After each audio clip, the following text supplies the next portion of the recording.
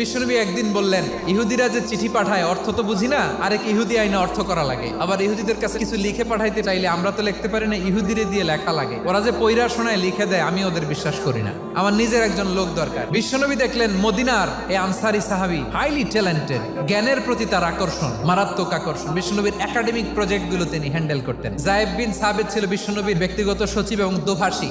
ইহুদিরা কিছু লিখে দিলে এটার অর্থ বিশ্বনবীরে বুঝায় দিতেন। আবার ইহুদিদের কাছে কিছু লিখতে হলে তিনি লিখে দিতেন। বিশ্বনবী এই যায়েদ বিন সাবিতকে চুজ করলেন ল্যাঙ্গুয়েজের জন্য। উনি বললেন, যায়েদ, তোমার সফট স্কিলকে ডেভেলপ করতে হবে, তুমি হিব্রু ল্যাঙ্গুয়েজ শিখে ফেলো। যায়েদ বিন সাবিত বলল, বিশ্বনবীর মোটিভেশন আর ইন্সপিরেশন পেয়ে আমি 15 দিনে ইহুদিদের এই হিব্রু ল্যাঙ্গুয়েজ শিখে ফেললাম। এরপরে ইহুদিরা চিঠি লিখে পাঠালে আর কোনো ইহুদি ডাকা লাগতো না, আমি নবীর এটার অর্থ করে বুঝায় দিতাম। আবার ইহুদিদের কাছে চিঠি লেখা লাগলে আমি যায়েদ বিন সাবিত চিঠি লিখে দিতাম। বিশ্বনবী তাকে দায়িত্ব দিলেন, কোরআন যা নাজিল হয় তুমি লিখো, কাতিবুল ওহী বানায় দিলেন।